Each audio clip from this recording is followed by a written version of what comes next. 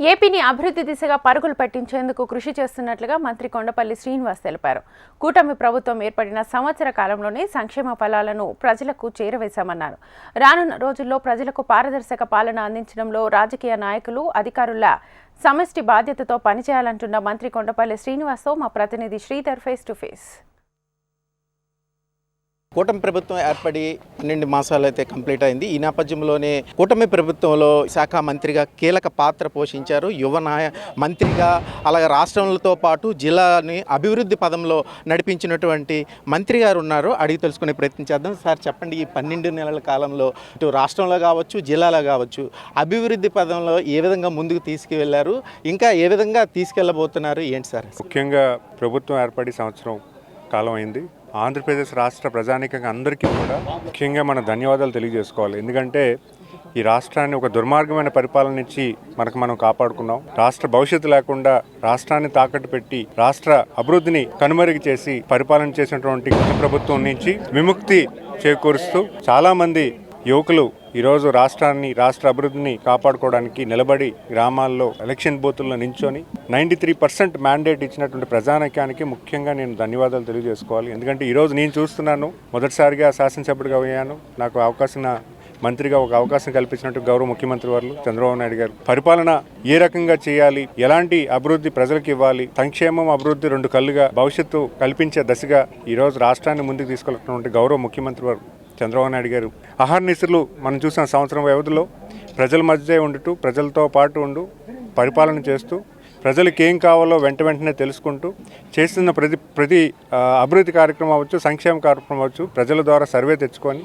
Feedback తెచ్చుకొని వెంటనే correct చేసుకుంటూ టెక్నాలజీని కూడా ప్రభుత్వంలో జోడించి ప్రజల దగ్గర వచ్చినటువంటి ఫీడ్బ్యాక్, సరైన ఫీడ్బ్యాక్ కూడా వెంటనే తెచ్చుకొని కరెక్ట్ చేస్తున్నటువంటి ఈ ప్రభుత్వం ఖచ్చితంగా విజయం సాధించిందని భావిస్తున్నాను. అనుకూల పరిస్థితులతో పాటు ప్రతికూల పరిస్థితులు ఏమైనా మీకు ఎదురైతే ఆ సమస్యలు ఏ విధంగా అధిగమించి ముందుకెళ్లేందుకు ప్రయత్నం చేస్తారు సార్? చాలా దయనీయ స్థితిలో మనం ఉన్నాం.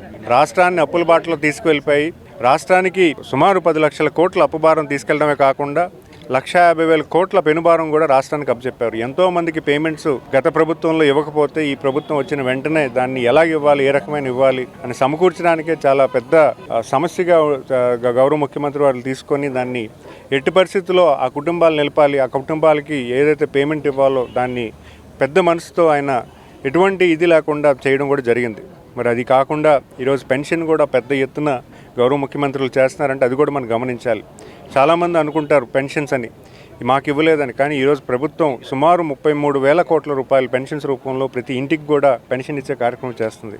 ఖచ్చితంగా ఎవరైతే అర్హులు ఉన్నారో వాళ్ళందరికీ కూడా పెన్షన్ ఇచ్చే బాధ్యత ప్రభుత్వం తీసుకుంటుంది. కానీ దానికి మనకున్నటువంటి ఆర్థిక ఇబ్బందులు ఏవైతే ఉన్నాయో దాన్ని సమకూర్చుకొని ప్రతి ఒక్కరికి కూడా ఎవరికైతే అర్హులు ఉన్నారో వాళ్ళకి ఇవ్వడానికి గౌరవ ముఖ్యమంత్రి వాళ్ళు మాకు అవకాశం ఇచ్చారు.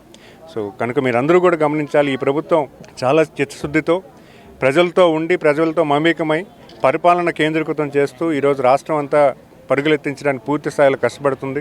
మీ అందరూ కూడా సహకారాలతో మేము ముందుకెళ్తామని మేము తెలియజేసుకుంటున్నాం. మరోవైపు జిల్లాలో అభివృద్ధికి సంబంధించి జిల్లా ఉన్నతాధికారులు కావచ్చు, జిల్లా స్థాయి అధికారులు కావచ్చు, ఈ జిల్లా అభివృద్ధికి ఏ విధంగా తోడ్పడటానికి వాళ్ళ నుంచి సపోర్ట్ వస్తుంది, ఏం చేస్తారు?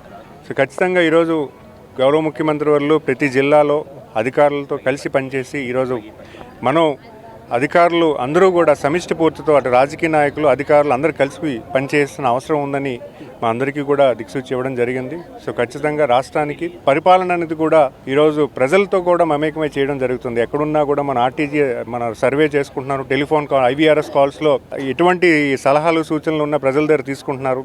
ఒక స్కీమ్ పట్ల ప్రజలకు ఉన్నటువంటి అవగాహన తెలియజేస్తున్నారు. ఇవన్నీ కూడా మీరు గమనించాలి. ఎందుకంటే ఈరోజు పరిపాలన అధికారులే కాదు ప్రజలతో కూడా ఫీడ్బ్యాక్ తెచ్చుకొని దాన్ని కరెక్ట్ చేసే వ్యవస్థ ఈరోజు గౌరవ ముఖ్యమంత్రులు కల్పించారంటే ఆయనకి ప్రజల పట్ల, ప్రజల తాలూకా అభివృద్ధి పట్ల ఎంత చిత్తశుద్ధి ఉందో మనం తెలియజేసుకోవాలి. ఎందుకంటే ఈరోజు P4 మోడల్ అని ఈరోజు పేదరిక నిర్మూలన కోసం పెద్ద ఎత్తున దేశం అంతా, ప్రపంచం అంతా కూడా పిలుపునిచ్చి ఈరోజు మన రాష్ట్రంలో ఉన్నటువంటి పేదరికాన్ని నిర్మూలించడానికి చాలా పెద్దగా కార్యాచరణ చేస్తున్నారు. ఎందుకంటే అది కూడా మనం గమనించాలి.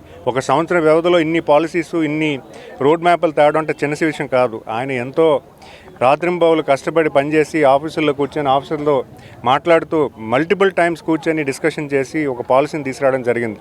అవన్నీ కూడా మనం గమనించి ఈ ప్రభుత్వానికి మీరు అందరూ కూడా మంచి ఎలాగైతే మీరు సహకారం చేకూర్చారో అదే నమ్మకాన్ని మీరు ముందుకు తీసుకువెళ్తే ఖచ్చితంగా ఈ రాష్ట్రం మంచి అభివృద్ధి జరుగుతుందని భావిస్తాను. చివరిగా ఈ 1 ఇయర్లో మీకు సంతృప్తినిచ్చే ఒక యువన మంత్రిగా సంతృప్తినిచ్చే అంశం ఏంటి? మొదటి సంతకమే పెన్షన్స్ మీద సంతకం పెట్టడం. ఏ ప్రభుత్వం కూడా చేయలేదు. రాష్ట్రంలో మన దేశంలో మనకి 4,000 రూపాయల పెన్షన్ మనం ఇస్తున్నాం, కానీ వేరే రాష్ట్రాల్లో 2,200, అంటే నెక్స్ట్ ఉన్న హైయెస్ట్ రాష్ట్రం. మన రాష్ట్రంలో 33,000 కోట్ల రూపాయలు ఖర్చు పెడితే సంవత్సరానికి, మన తర్వాత వచ్చినటువంటి రాష్ట్రం కేవలం 7,000 కోట్లు మాత్రమే ఖర్చు పెడుతుంది. అంటే ఈ రాష్ట్రం పేదరికం కోసం, పేదరిక నిర్మూలన కోసం ఎవరికైతే పేద కుటుంబాలు ఉన్నాయో వాళ్ళ పక్షాన్ని నిలబడడానికి ఈరోజు 33,000 కోట్ల రూపాయలు ప్రతి నెల 1వ తారీఖున వాళ్ళకి చేస్తున్నటువంటి చిన్న సహాయం అయినా అది చాలా పెద్ద సహాయం కింద నేను భావిస్తున్నాను. మీద ఈ 1 ఇయర్ పాలనలో అనేకమైనటువంటి మార్పులతో ప్రజలకి అనేకమైనటువంటి సంక్షేమంతో పాటు అభివృద్ధి పరుగులు తీసే విధంగా కూటమి ప్రభుత్వం అయితే ప్రయత్నిస్తుందన్నాడు. తమ శాఖ ఇచ్చే ప్రతి అంశం కూడా పూర్తి స్థాయిలో ఇంకా ఎక్కువ గంటలు పనిచేసి ఇటు జిల్లాతో పాటు అటు రాష్ట్రాన్ని అభివృద్ధి పదంలో నడిపించేందుకైతే తమ వంతు సాయశక్తులా కృషి చేస్తానంటున్నారు యువ మంత్రి కొండపల్లి శ్రీనివాస్ గారు. వీడియో జర్నలిస్ట్ ఉమామహేశ్వరతో శ్రీధర్, HMTV, విజయనగరం.